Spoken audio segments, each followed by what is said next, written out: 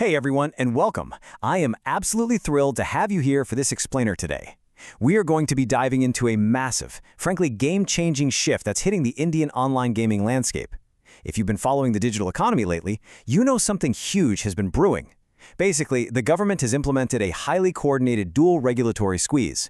On one hand, we're seeing this powerful new regulatory shield built specifically to protect Indian users from severe financial harm, and on the other hand, a massive tax shock that is literally dismantling the legacy real money gaming sector as we know it. So this isn't just some minor policy update, it's a total rewiring of how digital entertainment operates in one of the world's biggest markets. All right, really quick, here's our roadmap for today. 1. The gaming boom and risks. 2. The 2026 regulatory shield. 3. Classifying safe versus harmful. 4. The 28% GST hammer. And finally 5. The future of Indian gaming. Okay, let's jump right into Section 1, the gaming boom and risks, looking at the massive scale of India's digital economy.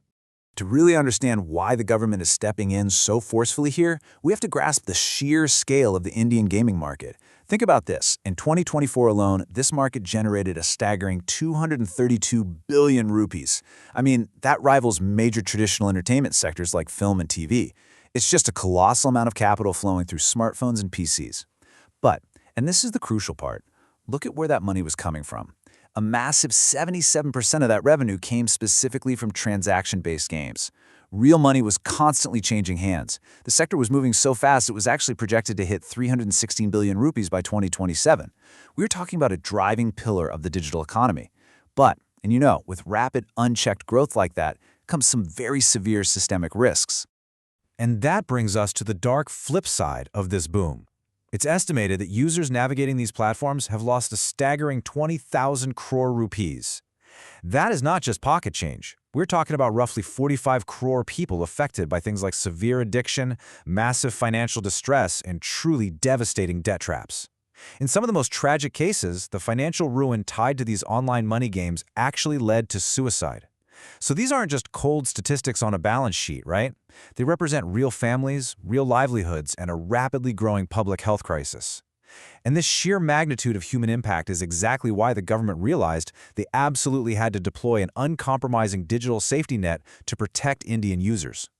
Which leads us to Section 2, the 2026 regulatory shield and the promotion and regulation of online gaming rules. At the very heart of this new user protection shield is a brand new institution called the Online Gaming Authority of India, or the OGAI. Created as an attached office of the Ministry of Electronics and Information Technology, the OGI is completely digital first. Instead of relying on really slow, old-school bureaucratic processes, this watchdog operates in real time. It actively maintains the dynamic list of banned money games, issues immediate directions, and coordinates straight with financial institutions and law enforcement.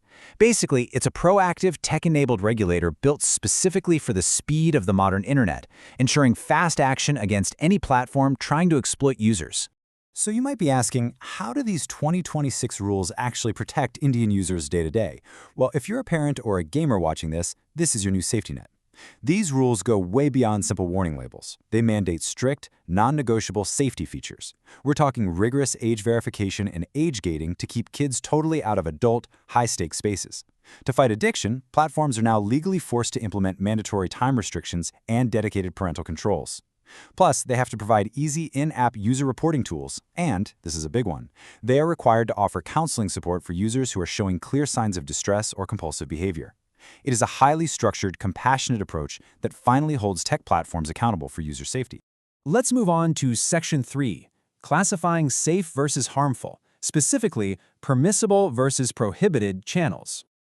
A huge challenge with tech regulation is defining what is actually allowed. Well, this law draws a very stark, objective line in the sand.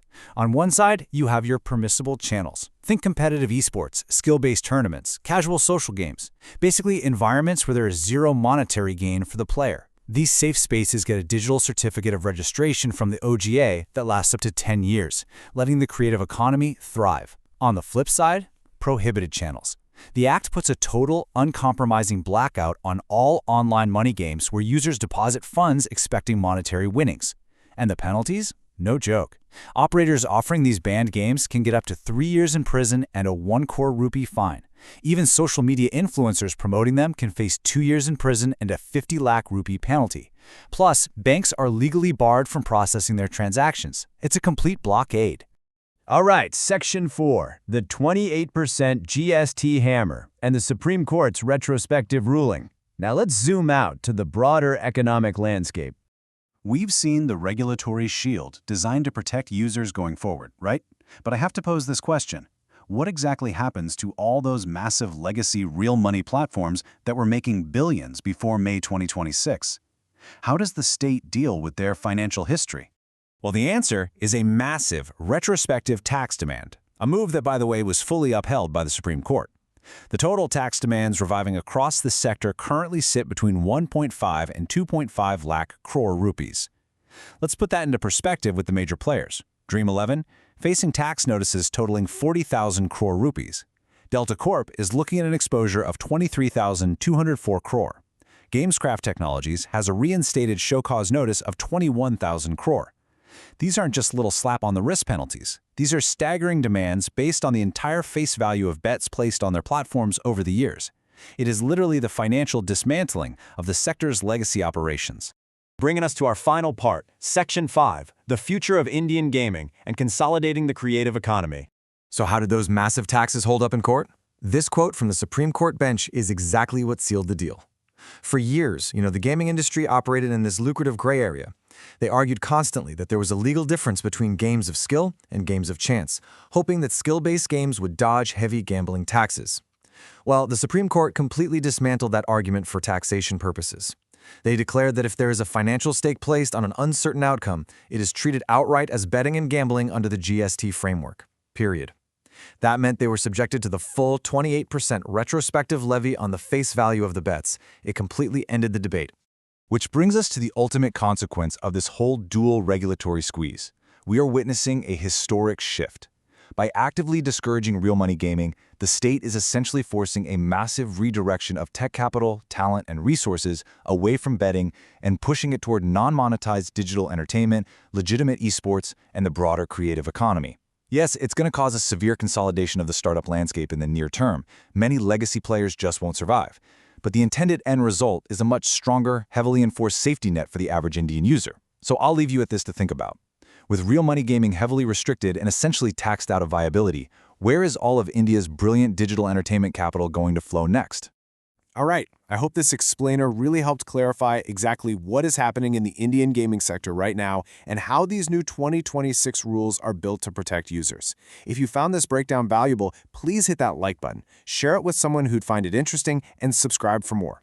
And hey, I really want to know what you think about this huge regulatory shift. Do you think it's the right move for user protection? Tell us your thoughts down in the comments. Thanks so much for watching, and I'll catch you in the next explainer.